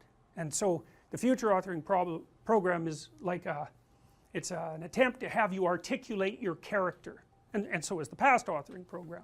Who are you? And you know, the past authoring program, it asks you to break your life into epochs and then to write about the emotional, you know, the things that you regard as important events that have shaped who you are. And you know, you may find that some of that writing makes you emotional. And I would say, if you have a memory that's more than 18 months old, roughly speaking, and when you bring it to mind, it has an emotional impact, especially a negative emotional impact. It's like part of your soul is stuck back there. And I know that's a metaphorical way of thinking about it, but what I mean is that the reason that you still experience the emotion is because you have not solved the problem that that situation faced you with. It might be a real problem, like maybe you got tangled up with someone who was really bad, and that's rough, man, because you've got to come up with a theory of malevolence to deal with something like that, and that's no joke. But if it still produces emotion, it means you haven't solved the problem, and your brain is still tagging it as threat. It's a part of your territory that you did not master. Threat, threat, threat, threat, threat. And until you take it apart, and articulation really helps that, writing really helps that, then you're not going to free yourself from its grip. And that might not be that pleasant. I mean, this is one of those situations where doing it tends to produce a decrement in people's mood in the short term, but quite radical improvements 3 to 6 months down the road. You know, and it's often the case that you unfortunately have to do something you don't want to do in order to progress. It's very, very common. So, and the future authoring program asks you about different dimensions of your life, like, because you know, you can think of yourself as a personality inside your head, but you're nested in systems that transcend you, and they're just as real as whatever's in your head. It's like, well, what do you need for life? Well, that's pretty easy actually. Some friends, that's a good thing. Intimate relationship, that's a good thing. A family, you know, either the one you're going to produce or the one that you come from, where people to some degree love and care for one another. That's a good thing to work on. You need some plan for your career. You've got to fit in somewhere that people regard as important and that they'll trade with you so that you can live. You need something worthwhile to do with the time that you're not at work, and you need to pay attention to your mental and physical health, and you need to regulate your use of substances, which is a strange one, but alcohol does lots of people in, so it's worth thinking about. That's why we put it in there. So then it's like, okay, what the hell do you want? What do you want from your friends? What do you want from your family? What do you want from your career? If you could have what you wanted, and that's what the program asks you, 3 to 5 years down the road, you get to have what you want. Now I'm assuming that you're going to approach this like, you know, reasonable adults and not like 13-year-old dreamers. I think I want the most expensive yacht in the world. It's like, fine, but you know, that isn't really what it's supposed to be. More concentrating on your character. And so then it asks you to write for 15 minutes without thinking too much about grammar or sentence structure or any of that, about what your life could be like 3 to 5 years down the road if you were treating yourself like someone you cared for, and you were helping them figure out what they wanted. And then it asks you to do the same thing in reverse, which is to think about the ways that you're radically insufficient and your faults. And everyone knows this, I think, you know, maybe not, but everyone has a sense of if they were going to degenerate, how they would do it. You know, some people would be an alcoholic, some people would be a street person. It's like there's some doom thing out there that's got your name on it if you're particularly incautious and, you know, don't and let things fall apart. So I want you to write about that. What do you not want to have happen in 3 to 5 years? And there's psychological reasons for this, eh? One is, if you have something to aim for, that's a source of positive emotion, because your positive emotion is mostly generated by evidence that you're moving towards something that you value. It's not generated so much by accomplishing something, because when you accomplish something, you're just left with the problem of whatever you're going to do next. So you graduate from university, it's like, you know, hooray, one day you're at the peak of your undergraduate university career, the next day you're unemployed and looking for a bad job at Starbucks.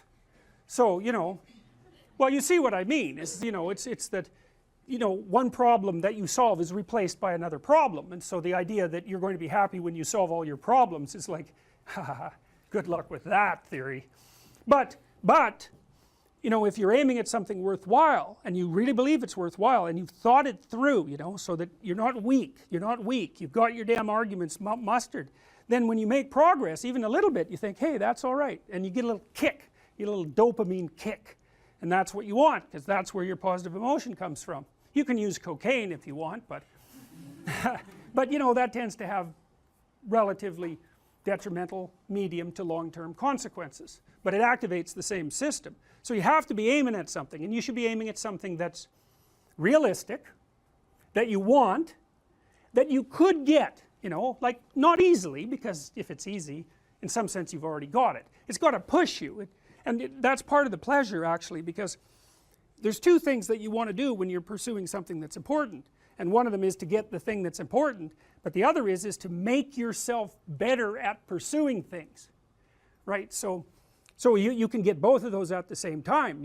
You're aiming at something and you're increasing your competence. It's like, that's a good deal, that's a good deal, and there's a lot of intrinsic meaning to be felt in that. And then the second half of the program, you write out a plan for how you're going to do it, and how you're going to keep yourself on track, and you're going to write about why it would be good for you if you did this, and why it would be good for your family, and what possible benefits it would have to the community, you know, because you want to nail this thing down, and then you want to figure out what kind of obstacles are going to come up, and how you might overcome them, and how you might keep yourself on track, and all of that. And we know, because we've actually done a lot of research on this particular program, that if university students do this, and this is more true if they're not too well oriented to begin with, if university students do this, they're about 25% less likely to drop out, which is a lot, and about their grade point average increases about 20%. So hooray for that, you know, because you never know when you develop an intervention if it's going to work. There's also evidence, but not from my lab, that doing such things improves your physical health, and I think the reason for that is that, you know, when you go over your autobiography and you scour out those negative places that you're sort of dragging along with you, it lowers your overall stress load, because your brain is kind of, I think it's calculating how dangerous the world is by attending to the ratio of successes to failures that you've had in your life, something like that. And so, you know, if there are holes in your map that you could still fall through, then your brain regards the territory still as a bit on the dangerous side, and then you're more prepared for emergency action, and that's hard on you. So you want to go back there and fix up those experiences. So I might say, well, why are you going to university? Or I might say, what are you doing right now? And then the answer would be, well, I'm sitting in class. And then the question would be, well, why are you sitting in class? And the answer to that would be, well, because I want to take this course. And why? Well, it's because I want to get my degree. So why? Well, because I want to be prepared for a career and a productive and high quality life when I get out. Well, why? Well, you know, you can keep saying why pretty much indefinitely, and as you answer, you go farther and farther out in time scales. Now, it's a tricky thing, because one of the things I might tell you, this is a very complex cognitive problem, is, well, where should you stop? So, for example, I could say to you, do you want $100 now, or do you want 50,000 years in 75 years? You're going to think, well, I'll probably take the $100 now. Well, how about 200 years? It's like, well, I'm not going to be there. I'll take the $100 now. Well, so obviously thinking out 200 years is not that helpful. Now, you might think, well, no, you should calculate the effects of your actions on the vastest time span possible, and include the largest number of people, if you're really going to equilibrate it. But the problem is you can't do the computations, because you get this thing called combinatorial explosion happening, which is that it's like a chessboard. You make one move, okay, fine. But then you could make 4, and then with each of those you could make 4 more, and then with each of those you could make 4 more, and soon, if you're looking 20 moves ahead, it's like there's so many moves that the other person could possibly make that looking that far ahead is pointless. You can't do the computations. And so we don't know how far you should look into the future. It depends on how stable your environment is. But 1 month seems okay. A year, yeah. 3 to 5 years, that's what I'll have you do when you do the future authoring program. 20 years? Probably not. And the reason for that is the margin of error in your prediction grows so large that your prediction isn't worth anything. And you can really see how that's the case now, because like, what's it going to be like in 20 years? When I was a kid, I used to read science fiction. It was like plausible accounts of the potential future. It's like, now? Who knows? Anything could happen. Anything could happen. You know, you could be 3/4 robot in 20 years. You could have a lifespan of 10,000 years. I mean, we just do not know. We could be living in caves again with everything in ruins. We don't have a clue what's going to happen. So 20-year span, I would say, you know, get friendly with computers. So 20-year span's too long. So, okay, anyways, what I'm pointing out is that you have to calculate what you're doing across multiple spans of time, and in that combination, you know, in combination with many, many people. And that makes things very complex, but that's how you're building the structures that you live within.